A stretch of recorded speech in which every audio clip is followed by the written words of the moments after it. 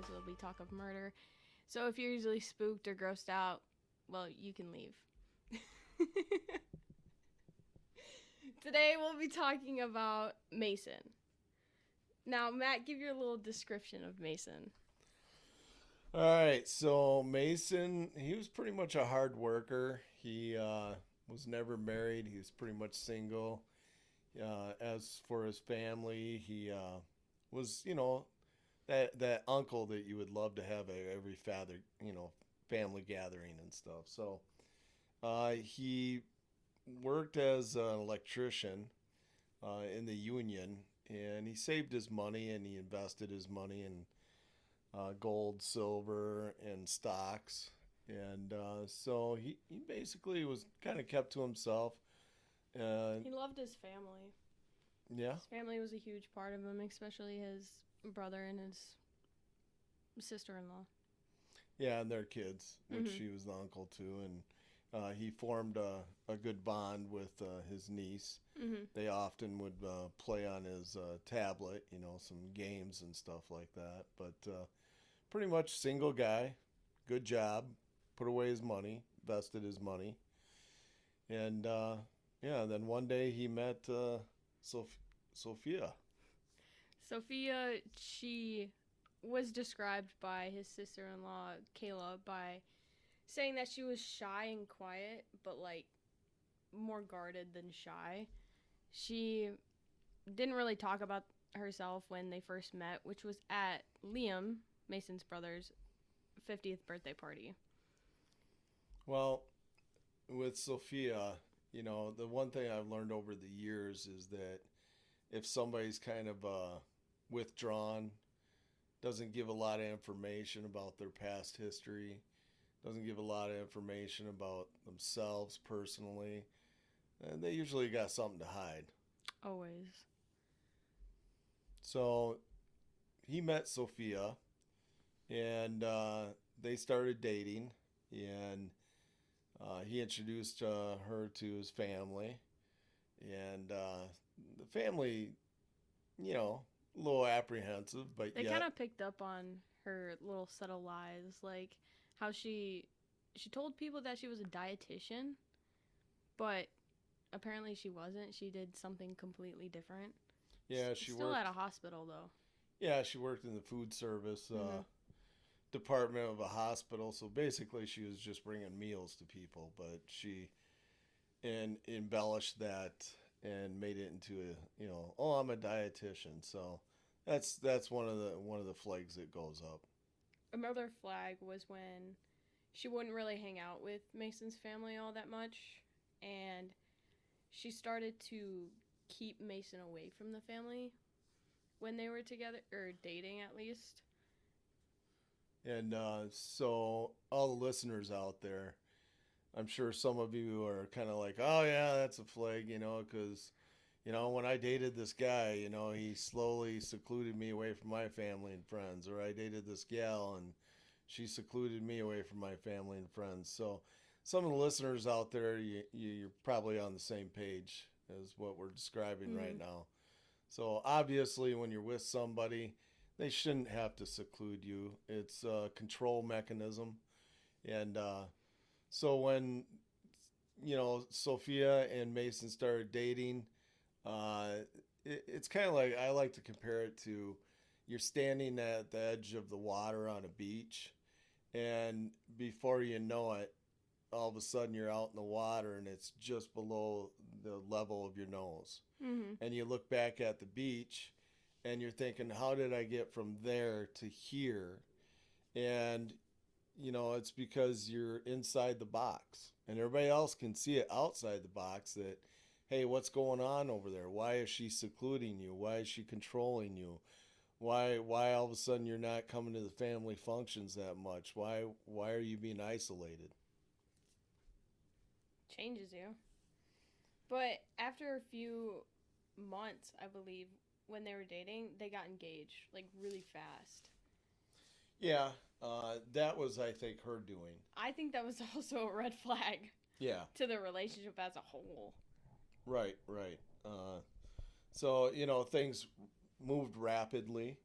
from when he first started dating her. Now, one of the key components, I mean, we're going to talk about things where later on in the other podcasts with this case, you'll be like, oh, that's why Matt brought that up, because it does play an important role. Just like I had mentioned that, Mason would play on his tablet with his niece, some video games and stuff like that with her. Well, I bring that up because of uh, the tablet comes into play later on in the podcast. So things move rapidly. Mason approached his sister-in-law, Kayla, and said, hey, Sophia can't afford a phone. And apparently Mason was on the same phone plan, family type plan, that was under Kayla's name. So he approached Kayla and asked if she could put Sophia under his under the family plan, because apparently she had pretty crappy credit and she really couldn't get a phone on her own. She was broke.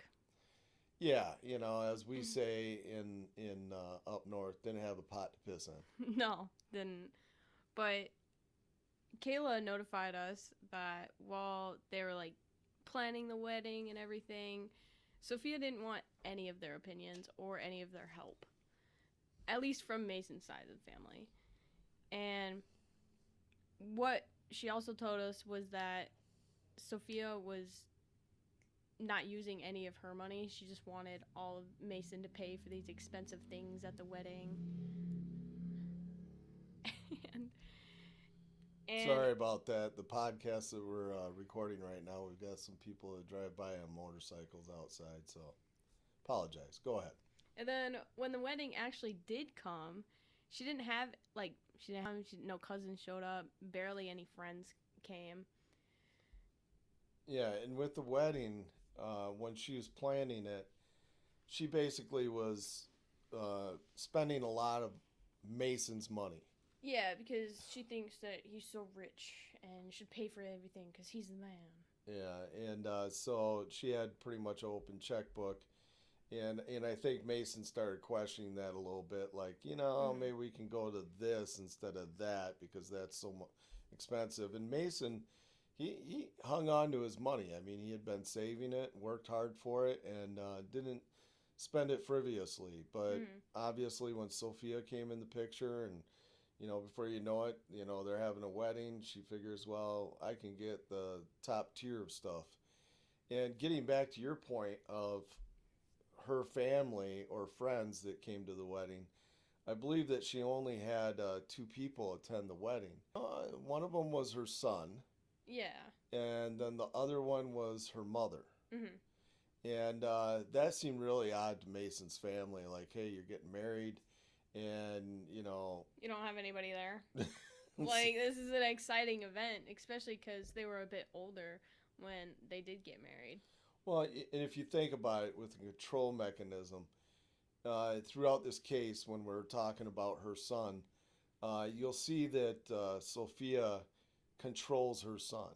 She controls everything in her life. It has to be controlled. Right. And then with her mother, we'll talk about that later on in the other podcasts.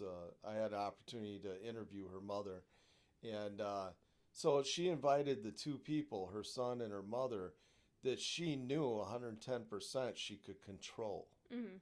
So when you only invite 2 people that you can control in what they say, how they act, what they do, she obviously didn't want more people there on her side of the family or friends. No, because they would have opinions that she didn't like. Well, but she couldn't control them. Yeah, so you keep the number down to 2, you can control a little bit more. Right. And then also you don't have to worry about somebody accidentally saying something that may, shed some light on who she really was. Right.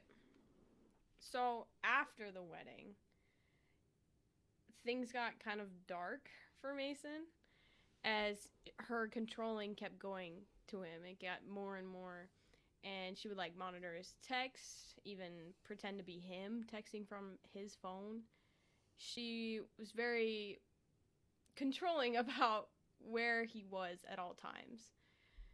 Even so, where he completely turned off his phone a lot. Yeah, so Mason belonged to a little sailing club, Mhm. and that was basically where him and his two buddies, they had been sailing buddies for like the last 20 years, and they'd get together at the yacht club and go out sailing and then come back to the yacht club and have a couple beers or whatever. And there was, when I spoke with his friends, they pretty much said that, she would text message him like 20, 30, 40, 50 times when he was out on the sailboat. And I don't know why, but Where are you? Where are you? except for Where are you? yeah, except for the fact that she's trying to control him. And at many points, he had to shut off his cell phone, whether he was at family functions Mhm. or out with friends or out sailing. It was a well-known thing that he'd have to just shut off his cell phone because she would just, constantly text him. Mhm. She would also try to control his bank accounts. Like she wanted access to everything and being like, "We're married. What's mine is his, or what's his is mine." And she even asked his brother and his sister-in-law about it, being like, do you share bank accounts?" And she seemed obsessed with Mason's money. And then, Well, when you don't have money, yeah, it looks pretty attractive. true. And then what Kayla pointed out to us, what I found was really a big red flag, was that Sophia would mock Mason in front of his family, calling him a fat drunk, calling him impotent, like all these weird stuff. And that she would even go as far as setting up photos of him while he's sleeping with like scattered beer cans around, being like, "Look at this. He's such a drunk." And that's a big red flag for me. Like, why the fuck would you do that to your significant other? Yeah, Kayla and Liam talked about that, where Sophia, and Mason had come to Mason's mother's residence, which would be Liam's, because Liam and Mason were brothers. And so they all went there to visit their mom. And Mason and Sophia were there, and Sophia was running around with her cell phone showing these photos that you described Mm-hmm. to family members. And it really made the family members uncomfortable because you're there to celebrate maybe mom's birthday, and then you Mm-hmm. got someone running around, trying to set the stage of, oh, look at your brother, or look at your son, look at all the beer What a cans around. disappointment. Yeah. So you think to yourself, well, you know, when you're in a relationship, your partner should really have your back.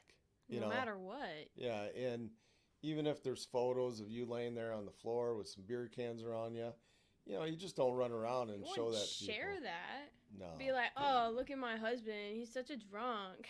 Yeah. It's so weird. Well, and that's what she does. She was setting the stage so that down the road she could utilize that. And she was basically creating witnesses, if you think about it. I mean, yeah. Because then she could, if she was on trial for, homicide, and she's claiming maybe, abuse of a wife, spousal abuse, then she could say to her attorney, hey, go talk to, They saw it. They saw it. yeah, I promise Liam you. and Go Kayla. talk to his family. Yep. It'd be, Setting the stage. She's Yeah. very manipulating, but she conniving, plans a lot. right? She's good at what she does. Yeah, she's setting it up from the beginning.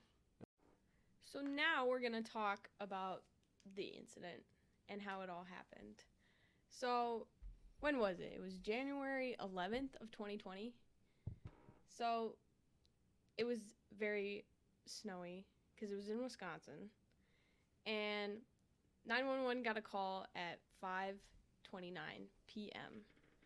and there was a snowstorm that day. So the officers, they walk up to the house, and they're kind of further away, and they said, "Is that a note for us?" or something like that. Is that a note on the door for us?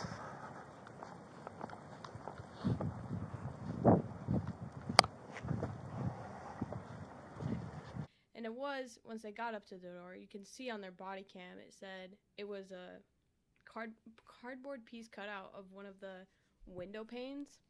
Well, let me describe that a little bit better if you don't mind. Yeah, go ahead. So on a prior incident, Sophia had told Mason that she had to bust out one of the window panes on the front door of the house because she had lost her keys.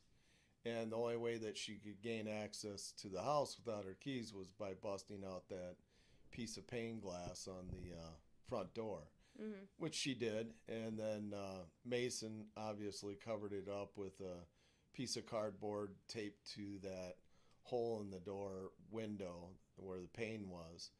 So when the police were approaching that night, it was snowing. It was kind of cold out. Dark. Yep, dark out. So on the body cam footage of the officers, when they're approaching that door, one of them did say, "Is that a note on the door for us?" And then they got up to the door. And it just turned out to be a piece of cardboard. But go ahead. So when the officers got to the door, they knocked. Sophia opens the door, and the first thing that comes out of her mouth is, "He's on the floor bleeding."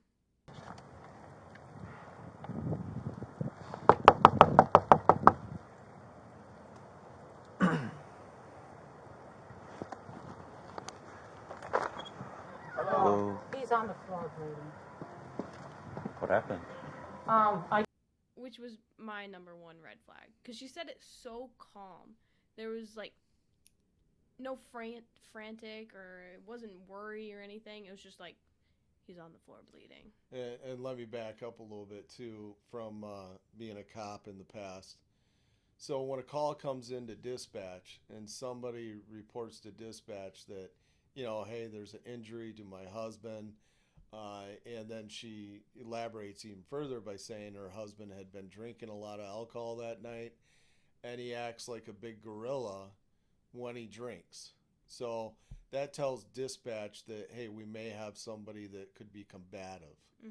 And so the officers have to go in there first before the paramedics or anybody else goes in there. Right. They have to make sure that it's going to be a safe environment for the firefighters and the paramedics. And so that's why the officers were the first ones to approach, even though you had EMS and firefighters waiting there. But the officers had to arrive and clear the residence and make sure it was safe. So the officers walk in, and you go through the living room and you go through the kitchen to get to the stairs of the basement. Now in the kitchen, you can see that there is makings of dinner. And you can see that there's a cardboard with some vegetables all the way chopped up. Not cardboard. Or Cutting board. Cutting board, sorry. That's all right. Brain fart. There's a cutting board with all of the vegetables chopped up. There's some beer cans sitting on the counter, and there's some pots and pans. And so that's what the first thing I noticed too. Right. So you got law enforcement. They go to the stairwell down to the basement, and the light was on. The light was on. There were several lights on downstairs, and one of the officers even asked right away, "How long has he been living? You know, how long has he been laying here?" Yeah, How long have you been? How long's he been here? For like an hour already, since 5 o'clock. He's been here for an hour like this? Did you know? And I believe she responded like since a certain time or like an hour, and you could hear the officer going, "He's been laying here that long?" Yeah, because they got there. I'm assuming the call was in at 5:29, so I'm assuming they were somewhere close to that after that.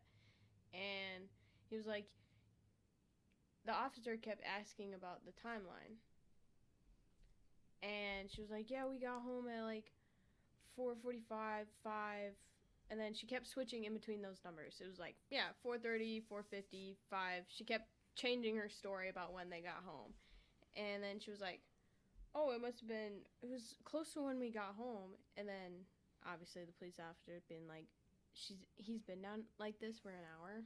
Yeah, so I guess the end of this is that you can conclude that her husband Mason had been laying there for quite some time, and obviously that's because law enforcement had to come in and clear first before the paramedics could come in and firefighters. So the officer, because there's two. One of them was checking on Mason, and the other one was asking Sophia questions. So he was asking, like, how this happened and everything about it. And she goes on to say that Mason must have been intoxicated while he picked her up from the street. Because she's claiming... Not the street, the bus stop. The bus stop. My bad. Picked her up from the street, yeah. Because that sounds good. Good job, Lex. So she's claiming he picked her up from the bus stop after work, and then he drove home. Which was probably about 2-3 blocks from the bus stop. Mm-hmm.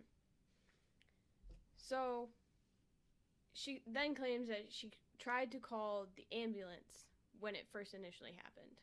She kept saying, oh, I called them at 5:13. I called them at 5:13. Almost like she had a outline or rehearsed sketch in the certain information or the times that she was giving. Like she had already planned this, and she organized what she was going to tell the police when they arrived. Mm-hmm. The officer continues to ask her questions, being like, all right, what's your name? How are you related to him? And she goes, I'm the wife. And then the officer asks, well, can you spell your last name? This is my favorite part about the entire body cam. She goes, say they're the Smiths. She goes, SM, well, he's just a big alcoholic. He's a drunk. So I'm like, and then the officer has to go back, well, how do you spell that again? And it was like, it was funny to me because she's so stuck in her head about getting to the fact that, oh, he's an alcoholic and pushing the narrative that he's an alcoholic, that she can't even complete a sentence or spelling out her name to the officer. Yeah, and you hit it right on the head with pushing the narrative. So when you have people that do commit a crime, and they feel that they're smarter than everybody else, and they'll constantly push a narrative. And I can't remember how many times she said the word drunk or alcohol. Don't worry, I have it written down. Yeah. She said the variation of the word drink, drinks, drinking, or drunk around 20 times the 30-minute body cam footage that we saw. Right, and that's called pushing a narrative. Like, I swear, it was like every other word. She was like, oh, he's a drunk. Oh, he was out drinking with his brother. Yeah, and she was claiming also that he must have fallen down the stairs because he lost his balance, and he usually wears his pants down at his knees. Mm-hmm. And just trying to push that narrative that she had nothing to do with anything, and he must have fallen down the stairs. She said pants, like, must have tripped on his pants down the stairs around 6-7 times. Just being like, oh, he always wears his pants like that when he's drunk, and he wants all the lights on. Yeah, I mean, you've got the list up on a monitor. Obviously, listeners can't see that, but you've got the list up. Let's see here. Beers, the word beer or beers, she said 6 times in a matter of 30 minutes. Then she said pants 6 times in a matter of 30 minutes. Then you got tripped, that word tripped 2 times in a matter of 30 minutes. Then you got down the stairs, that phrase, 4 times within 30 minutes.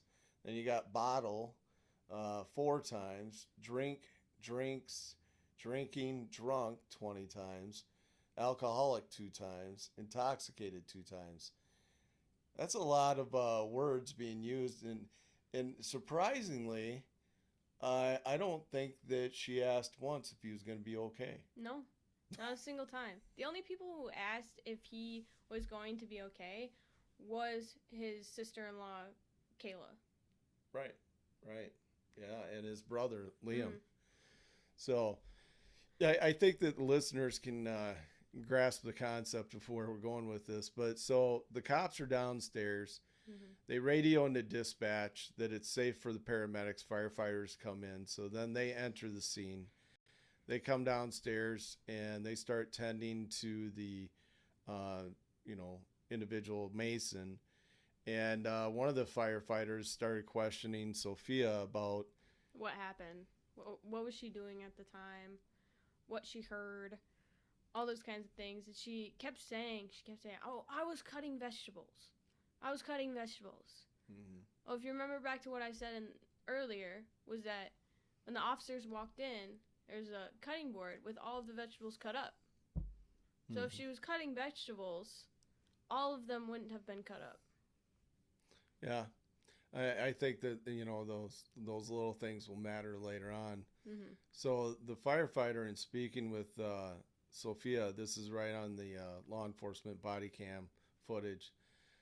He inquires with her as to what Mason's date of birth is. Mm-hmm.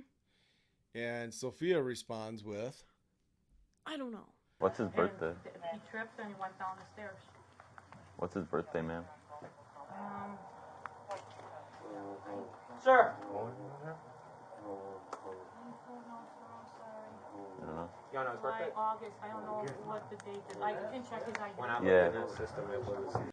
and then she also follows that up with, well, I think he's got his wallet in his pants. Why don't you check his wallet? So let's set the stage. You're married. You're supposedly in love. Mm-hmm. You've been together for a little while. And so... And you don't know your husband's birthday? Oh, it's in his... I can understand not knowing your husband's, like, social security number or some shit, but his birthday? Yep. That's wild to me. And in the beginning of that, she kept saying that he and his brother, Liam, went out earlier that day. Yeah, that's the narrative that she was pushing to law enforcement and the firefighters. For his birthday. Yeah, for Liam's birthday. Yeah. And she even made note, you know, by verbalizing that she had called, you know, her sister-in-law to inquire of how much Mason had been drinking. And she even cited it during that body cam footage that he had been drinking from a liquor bottle earlier. And we'll get into that, the history of his drinking and stuff. But you've got the firefighters down there, paramedics down there, and the firefighter, after she had, you know, said, hey, check his wallet, I think it's in his back pocket. The flag went up right away when she said that in body cam footage that, well, how do you know that he's got his wallet in his back pocket? You know? So that kind of waved a flag too. Right. And then on top of it... I mean, that's kind of... It's not really a red flag because, like, a lot of men, like my boyfriend, he always has his wallet in the back pocket. It's chained to his pants. Yeah. Like, so it was an iffy one. I can see how it can be a red flag, but it also couldn't. Well, it goes to say that, you know, she didn't know his date of birth, but she knows where he keeps his wallet. Right. And he just fell down the stairs. How do you know that wallet's still in his back pocket? He actually didn't fall down the stairs. You know? Yeah. So when the firefighter was questioning her, you know, when she said, hey, I don't know his date of birth. Hey, I think his wallet's in his back pocket. You can check his driver's license.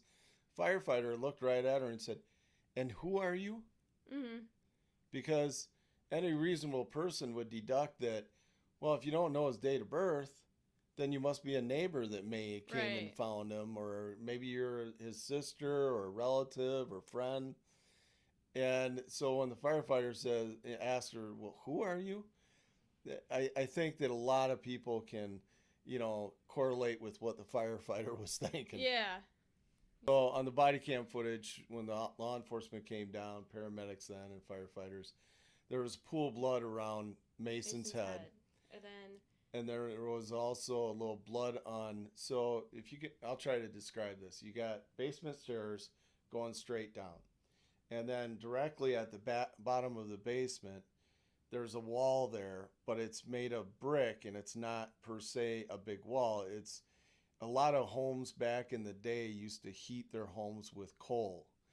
And so the older homes actually have a coal door that you would open up and put the coal in, and then you have the bricks right there. So at the scene, there was actually blood supposedly from Mason on these bricks that were kind of a configuration of the wall, but yet a cold chimney, as if he fell down the stairs and hit his head against the bricks, and then rolled, and then thus produced a pool of blood from the head injury.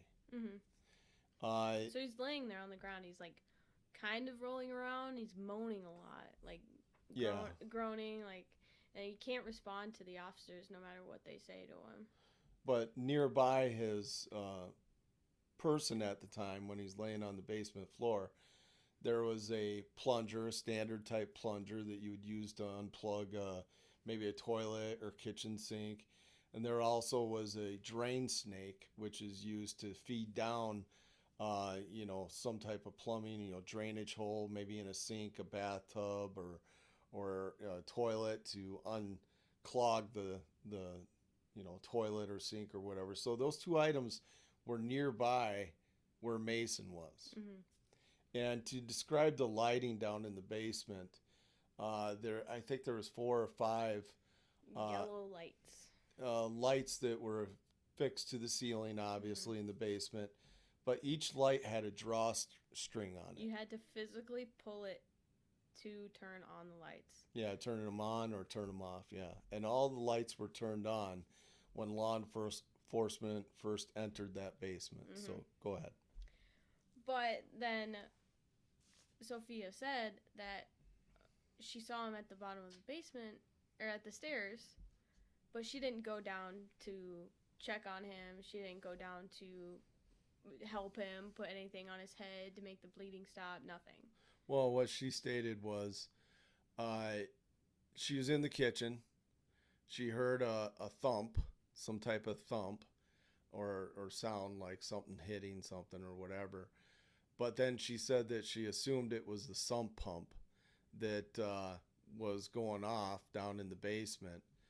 And just prior to that, she saw Mason get up from the dining room table because she claimed that Mason liked to sit at the table and watch her lovingly watching me cook dinner. Yeah, make his dinner. And, once again, everybody said, no, he hated her cooking. But she said that he stood up from the dining room table because his beer was empty. And he looked underneath the kitchen sink with the cupboards. And then he walked off from the kitchen, and she thought that he had gone to the bathroom or the patio? Well, the bathroom or the plant growing room that they had for their plants. And when she heard that sound, she just thought it was a sump pump, but she eventually went to investigate of where Mason had went. And when she first left the kitchen, she would have to pass those basement stairs. And she claimed that she didn't see Mason when she had walked by them stairs. She really didn't look, and she really didn't see him. And she, looked outside because they have a back door. She looked in the plant room, didn't see him there. And then she came back by the stairs, and she said that she had seen him, observed him laying at the bottom of the stairs on the cement floor. And she just assumed that he was drunk and passed out again. That was one of her statements. That was one of her stories. Going back to the body cam footage of the initial incident, Kayla and Liam arrive when they're taking up, or about to take up, Mason to the ambulance. Now, Liam is standing over Mason to the point where the officer had to ask, "Can you step away?" Then the officer asks Liam about, what they were doing earlier that day, who he is, when his birthday is, all that fun stuff. And Liam says, "Yeah, we went out to the brewery, but that was at noon." Yeah, it was earlier in the day. It was earlier in the day, and that they were only there for 2 hours, and Mason only had 3-4 beers. Were you with him earlier? Yeah, he wasn't that drunk. No. We had 4 or 5 beers. So I'm not sure what the hell happened from now to then.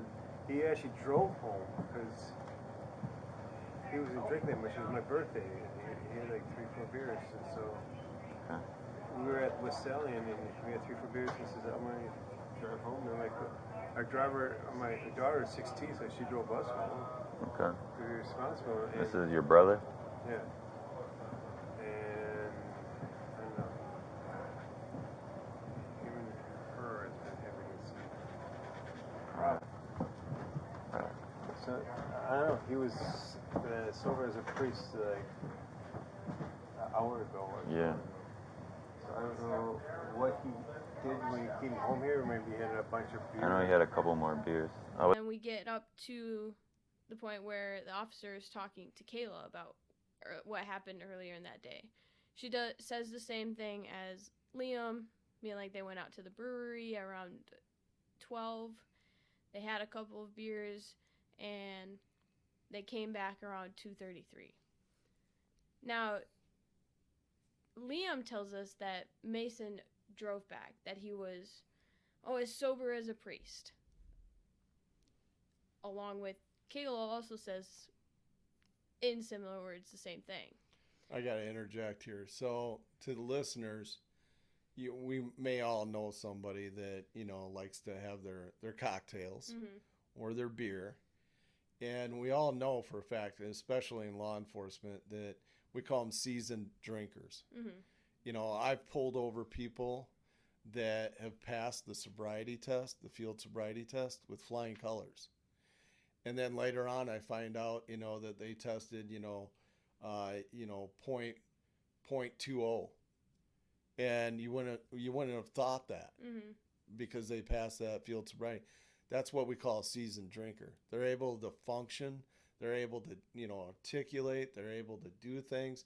So you take somebody like that, and then you take somebody that doesn't drink that much. Well, obviously, somebody who doesn't drink that much, 2 or 3 beers, they're acting goofy. Right. But the guy or the gal that's a seasoned drinker, that's basically a functioning alcoholic, they could sit down and drink a 12-pack, and they can play darts and hit the bullseye Feel every time. nothing. Yeah. So that's pretty important to this case because once again, it's the narrative that she's pushing. Mm-hmm. But here's a guy that supposedly just all of a sudden fell down the stairs because he lost his balance. And when Sophia was being questioned about, how much did Mason drink? So she was questioned about from the time they got home to when he fell down the stairs, how many drinks did he have? She's saying that in the half an hour that they were home, that he had 4 beers. What was really funny to me, she described it, I was like, he can really guzzle beers. Mm-hmm. I don't know, it's just a weird way of saying it. And also backing up, kind of, on a side note from the alcohol, is that earlier that evening when Sophia got done with work and she was riding the city bus to the city bus stop, we got a hold of the phone records. Mm-hmm. And we had seen that there was 3, maybe 4, either text messaging or phone calls between those two, between Sophia and Mason. And the flag that stood out about that is that there was one long conversation, based upon the minutes of the phone call. And then the other 3 were like real quick, like No one picked up. Yeah, like somebody was calling somebody and the other person didn't pick up. Or if they did pick up, they were pretty much telling you, don't ever call me again.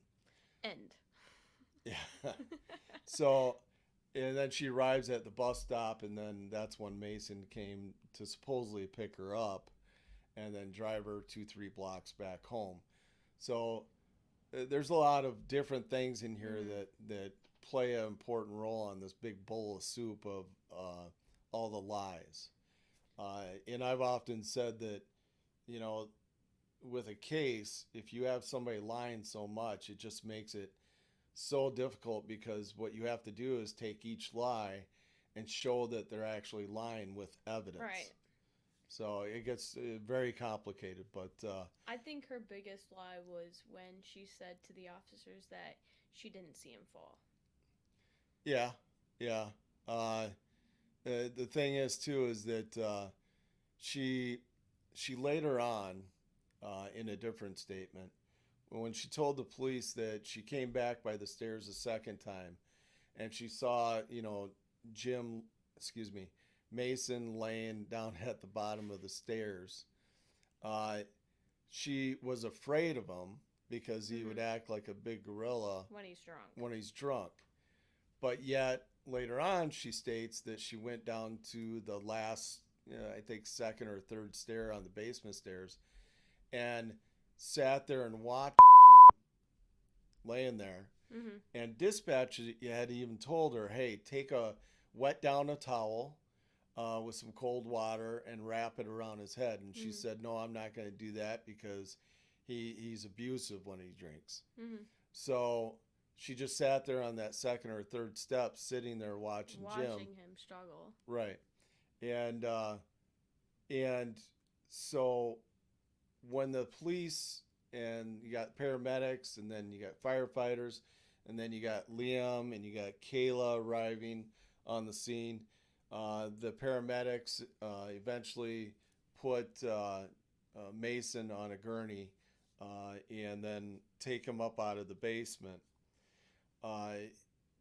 Then when they got him in the ambulance, Kayla starts voicing her opinion to the police that, hey, look, something's fishy about this, because she had called me. Mm-hmm. And when she had called me, the first question she was asking me is, how much did Mason drink? What did he drink? What did he drink with you guys? Yeah. And Kayla said, look, she called me, she asked me, blah, blah, blah. And I said, well, what's going on? What happened? She goes, well, I on the stairs, Mason fell down the stairs, and he's laying at the bottom of the stairs right now. Well, Kayla right away is saying, asking her, hey, did you check on him? Is he okay?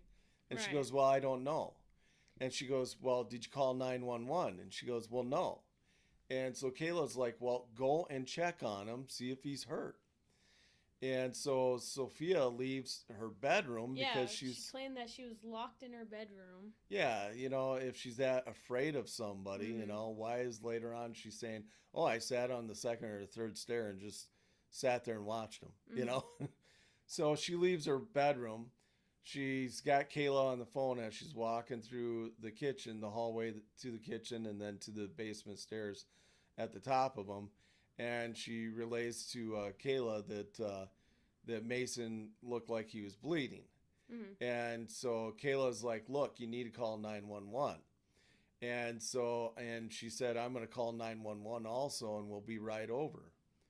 And so when we looked at the phone records, I'm going to pose this question to the listeners, and you guys, this totally makes sense to me, is that if somebody tells you to call 911, what number are you going to call? 911. Right. So when we reviewed the phone record, she actually called Did she call the fire department? She called the fire department, and it was a 414 blah blah blah number.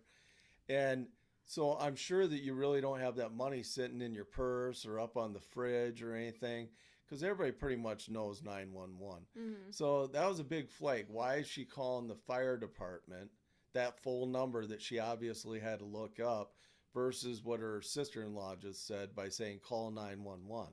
Mm-hmm. It's almost as if she was very persistent in being like, I called at 5:13. I called at 5:13, but on my phone it says this, and is this you guys? Yeah. So that waved another flag that she was buying more time for him to bleed out. Right. Because every minute that passed by, you have more of a chance of him not being able to say what really happened that night. And that's basically how I feel, based upon my experience and training, is that she's doing all these supposed little mistakes or delaying things and stuff until she can ensure that he's hopefully bled out. Mm. So at that point, Kayla did call 911. So did Sophia after she already called the fire department. And Then she asked the officers if she could have a ride. well, that was later on. Yeah. So you got the paramedics out in the ambulance with Mason. You've got the officers standing outside the ambulance. You got Kayla voicing her opinion, telling the officers that they've had past altercations in the past where, Sophia was throwing, a frozen chicken at Mason's head or Throwing her phone, swiped his nose. knocked the TV off the wall, Had stuff to take like him that. to urgent care multiple times. Yeah. And so, Kayla kept pushing, that, hey, look, I called 911. She'd never called 911. So the officer radio dispatch and got the exact times of when the calls came in. And it turned out that, was it that Kayla's 911 call came in first or Sophia's did? Sophia's came in first at 5:29, and then Kayla's came in later. Yeah, which was within probably a minute or two, I think. Yeah. From what I can remember. And so, the officers are like, well, he's going to be transported to the hospital, blah, blah, blah. And you guys can go there and meet with, Mason and blah, blah, blah. And the officer even, I think, kind of mentioned, well, you guys could ride together. And Kayla was very vocal in saying she's not riding with us. Sophia's not riding with us. So the ambulance left with paramedics, firefighters left, and Kayla and Liam left. And so the only remaining people at this point in time outside the residence were the two law enforcement officers that initially responded to the incident. And then also, Sophia. And one of the officers, they had a conversation kind of off of the body cam. And one of the officers had mentioned to Sophia at that point is that, hey, we'd like to come back in the house and talk with you and take a look around.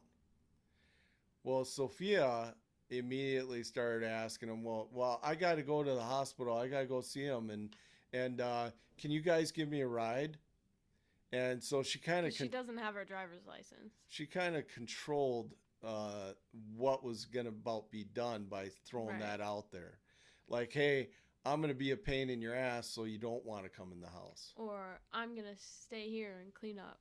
Well, that's what, we believe that she did with evidence once again. But so right away, the officers kind of look at each other and like, well, no, we can't give you a ride. But now, just a moment ago, earlier, you got the one officer saying, hey, we need to come inside. We need to talk to you. We need to take a look around. Mm-hmm. Well, she throws out, well, I got to go to the hospital. Can you guys give me a ride? Because they wouldn't wait for me or they wouldn't give me a ride, meaning Kayla and Liam. And so it kind of changed the subject. And you could almost see that transition in the body cam footage that the officers basically just wanted to get away from her. Yeah.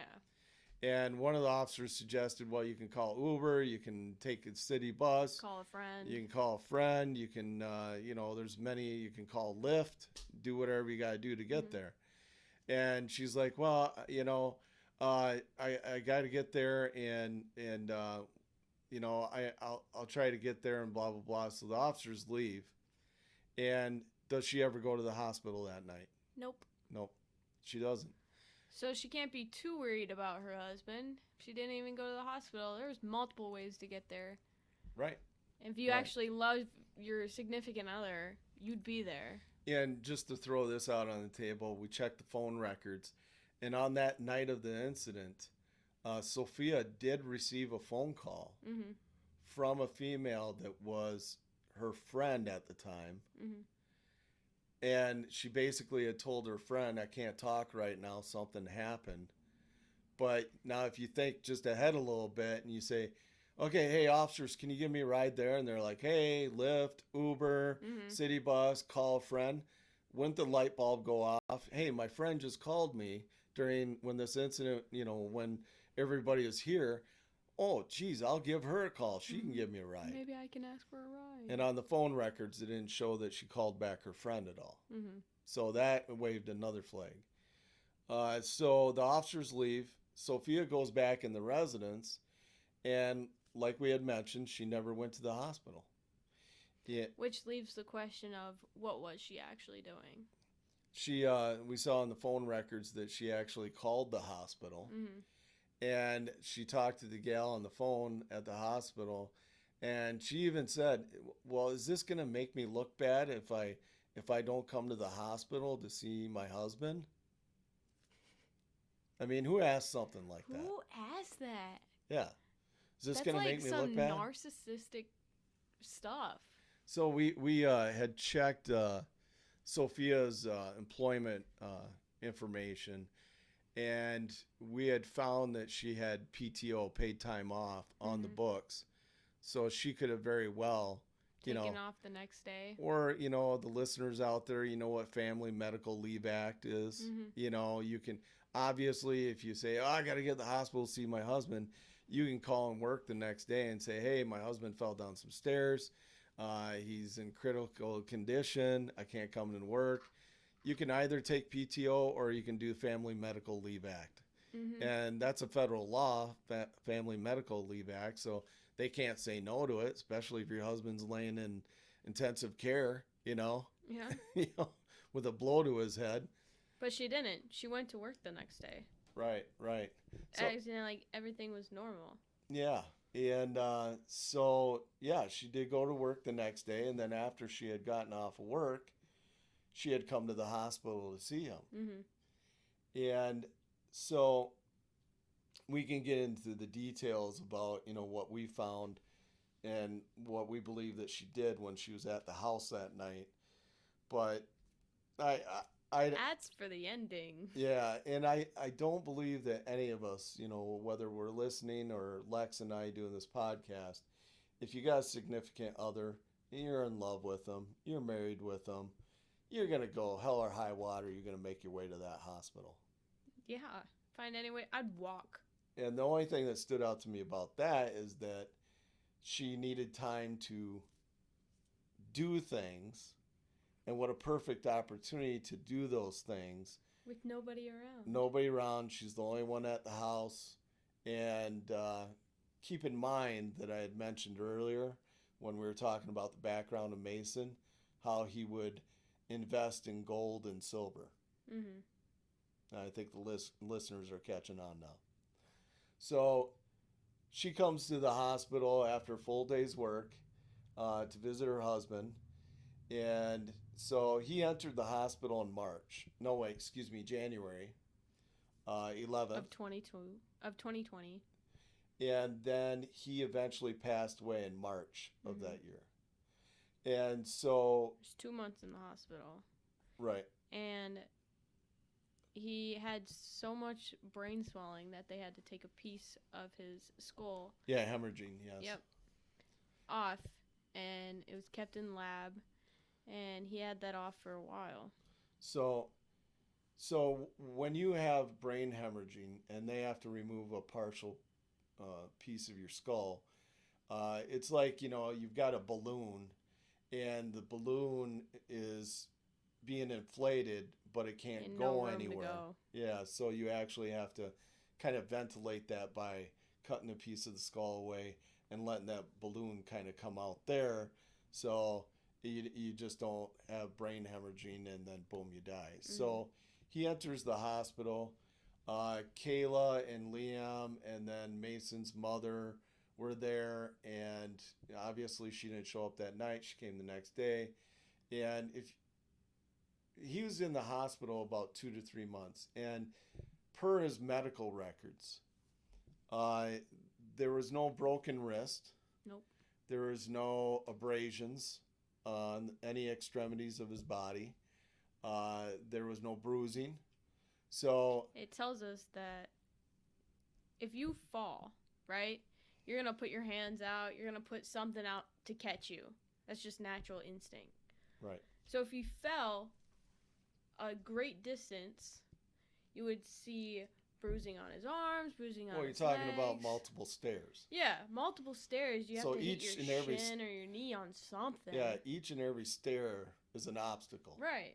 And so, unless he just ran and jumped off the top of the stair, Which I don't think he would, because he was quite a bigger man yeah, and older. so that's a factor too. Yeah, a couple factors: the weight of the person, Mm-hmm. the gender of the person, the height of the person, and then the age of the person. Mm-hmm. So those are all factors that you got to consider when somebody's falling down the stairs. But then you have to, consider the fact of how many stairs there are. Right. Is there carpet on the stairs, or is it bare wood? Is there railings? Is it open wall concept? What's all going on with this stuff?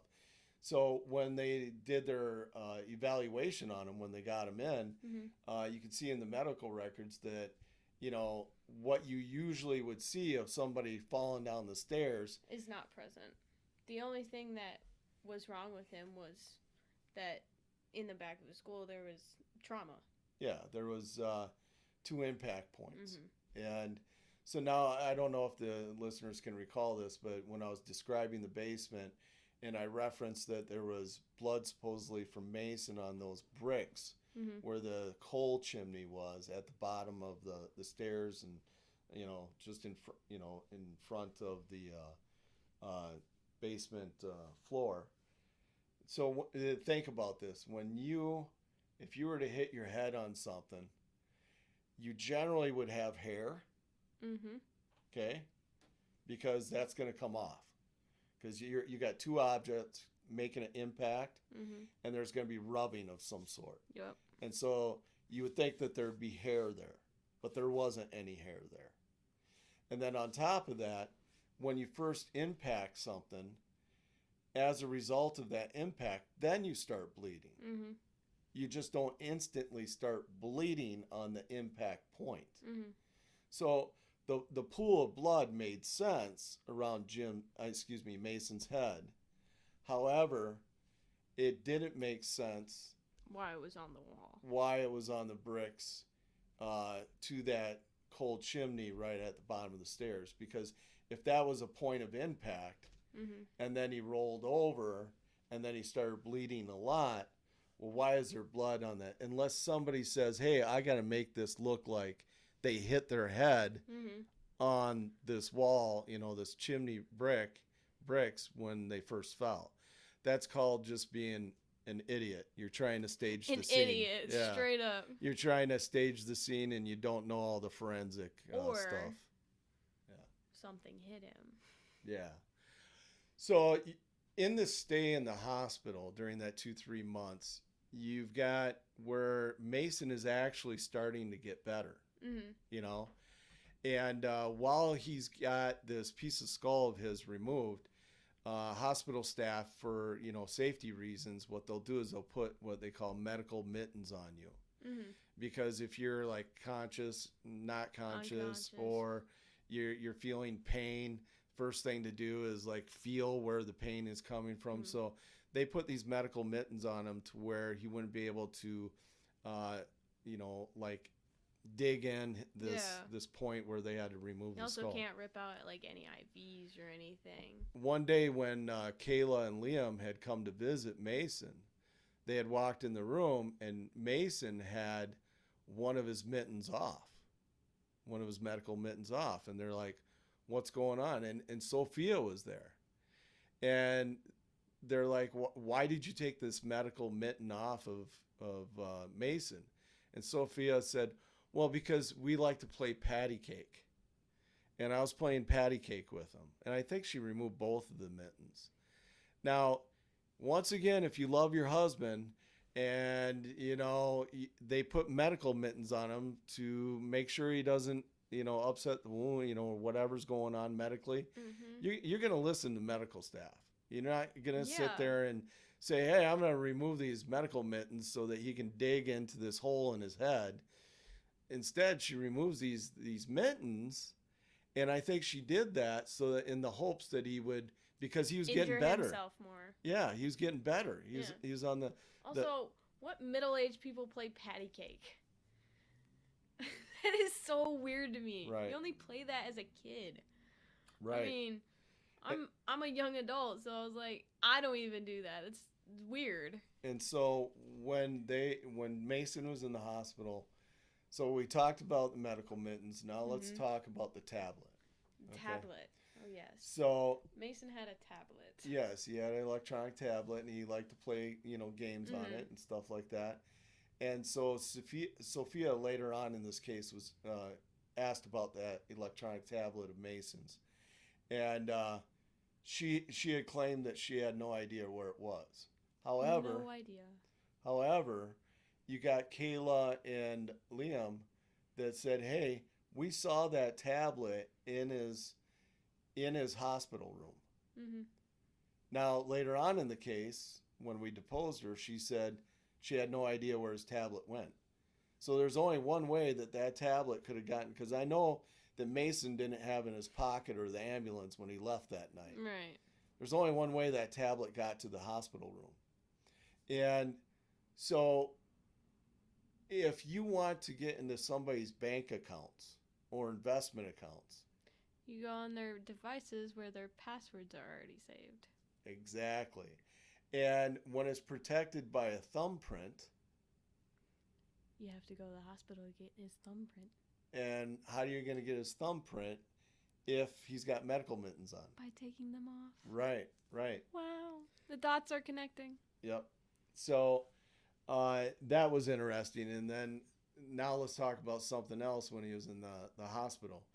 Like I had mentioned, his health was getting better, and so everybody was kind of hopeful and everything. And but then,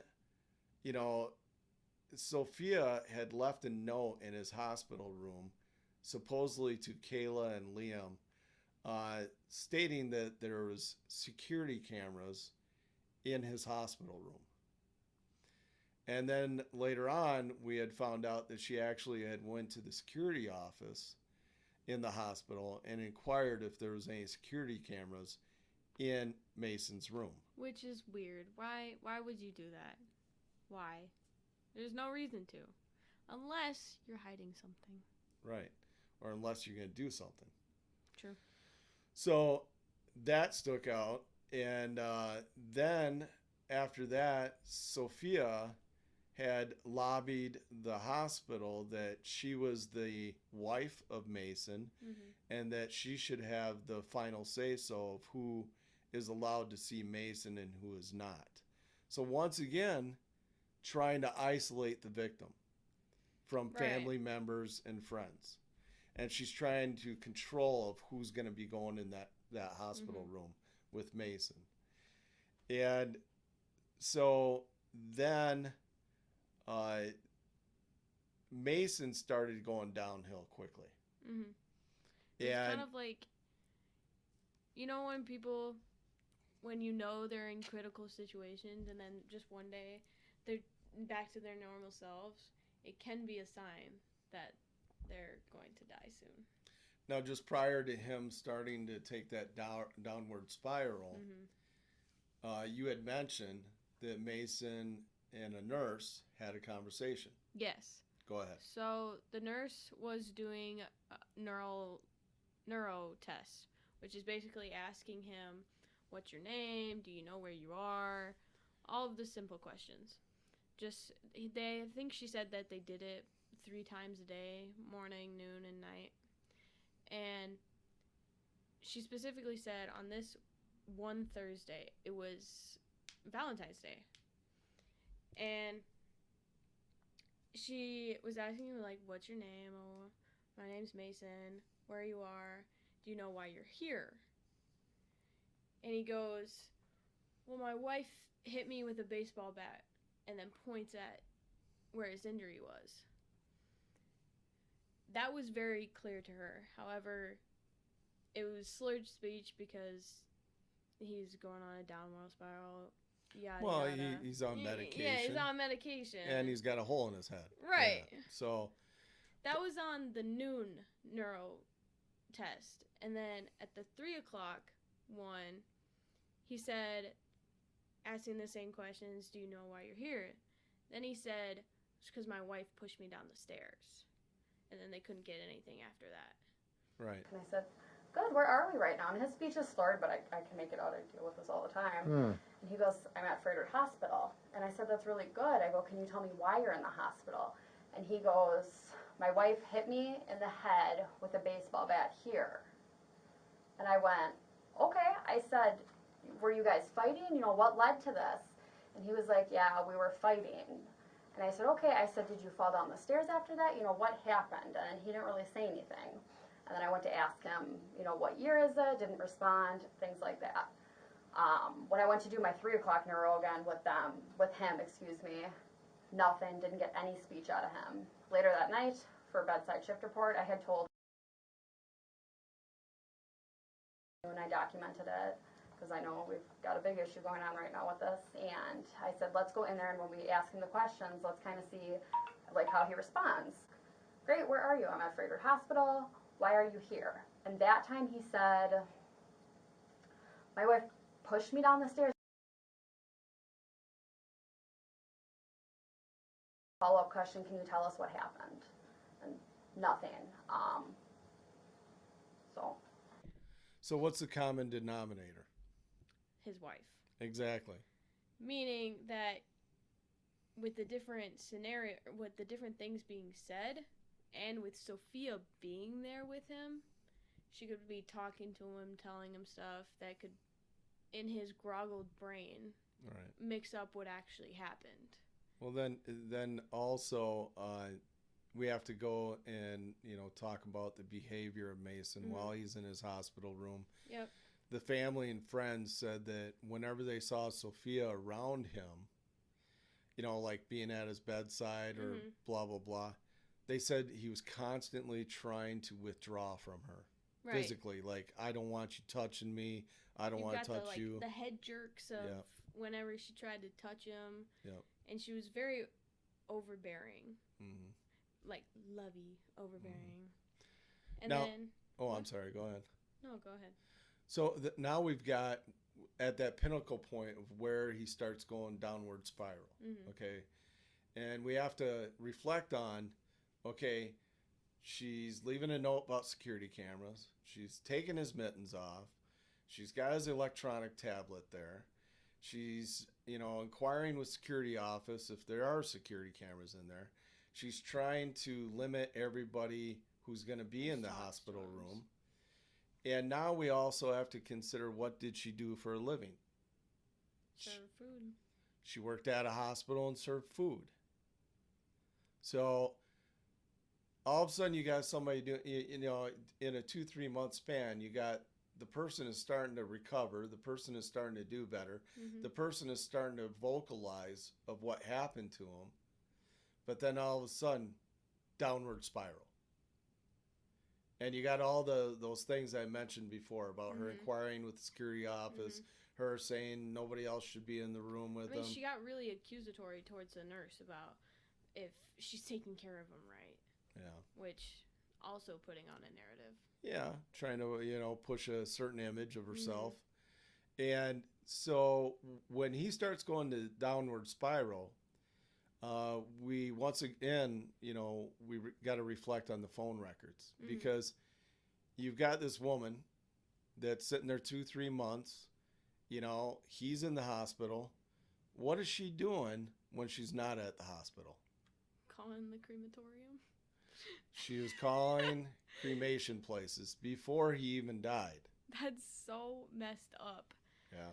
And Kayla and Liam, or Mason's family, didn't want him cremated. Right, we'll get into that. But she also called an insurance agent and had told the insurance agent, and we got a statement from the insurance agent, that Mason had passed away. And even though he was still alive at that point. Right. You're calling up the insurance agent saying your husband died when he's really not going dead after yet? that money. Right. And you're calling So cremation messed up. places. Well, also we Just found preparing for my husband's death. Well, I look at a person's behavior in this case, and with the phone records, it developed a pattern. And so the pattern, and I'll just tell you about a few of the patterns. She was calling constantly for food to be delivered to her residence. Mm-hmm. Okay. Mason was, I hate to say he's a tight ass because he wasn't tight ass. He just, saved all his money. yeah, he would rather cook out on the grill instead of going to a restaurant. Mm-hmm. Save the money. He would rather, instead of going on a vacation, he would rather be with family and friends at family gatherings. Mm-hmm. So he watched his money, but with the phone pattern, it just seemed like she was living the high life. Like, hey, I can start ordering food. I can live the life of luxury. We also found that she was calling dental implant places Mm-hmm. because she was making appointments to get her teeth redone. She with all this money, what's she gonna do with it? also I think was it dental,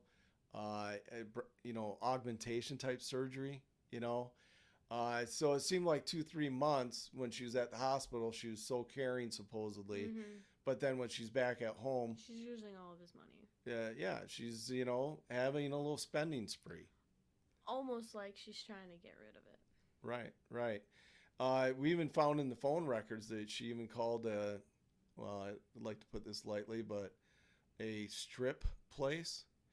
And she later on claimed that she was just doing some research. A gentleman's club. Yeah. Yeah, exactly. We found that she was actually going on a dating phone line too, Mm-hmm. by the phone record. So your husband's laying in the hospital, Dying. hanging on for his life, Struggling. and you're calling a phone dating line. Oh, might as well. You know get what a her new claim was husband. about that? What? I was just doing research. Yeah. So I was just doing research. I always look at phone records because they can provide you They certain tell you a patterns. lot. Yeah, they do. And it told me that, hey, she's out spending his money. She's out, planning for dental implants, augmentation. God, I think there was something else like feet or something. Just, not really caring about, and just assuming he's not going to get out of the hospital. Or assuming anyone's gonna fight her for the money. Well, yeah, and I see your point. Anyways, excuse me, Mason, who passed away. Mason passes away, and Sophia, and this was even in the medical examiner's report, that she had contacted the medical examiner and specifically told the medical examiner that she did not want an autopsy, conducted. Which is wild. So why? It tells you a lot. So my dad used to always have a famous saying: "An honest person has nothing to fear of being more honest." Mm-hmm. And if your husband passes away, he's in the hospital, and you're dealing with that loss, why are you calling the medical examiner and specifically saying you don't need to conduct an autopsy? Right. So, oh, I know my husband's dead and I'm grieving or whatever, but don't do an autopsy. yeah. And then on top of it, what you referenced earlier is that she was trying to get Mason cremated. Mm-hmm. And so then that's when the family stepped in and hired a family attorney and got an injunction on that to where she couldn't get him cremated. And then ultimately the family was able to put Mason into a mausoleum Mm-hmm. versus cremation. And there was 2 separate funerals. Sophia had her own funeral for Mason. It's so weird. And there was very, very few people that showed up for that one. Mm-hmm. And then you've got a funeral that was held by the family in which, tons of people showed up and everything. And so Mason was placed in a mausoleum.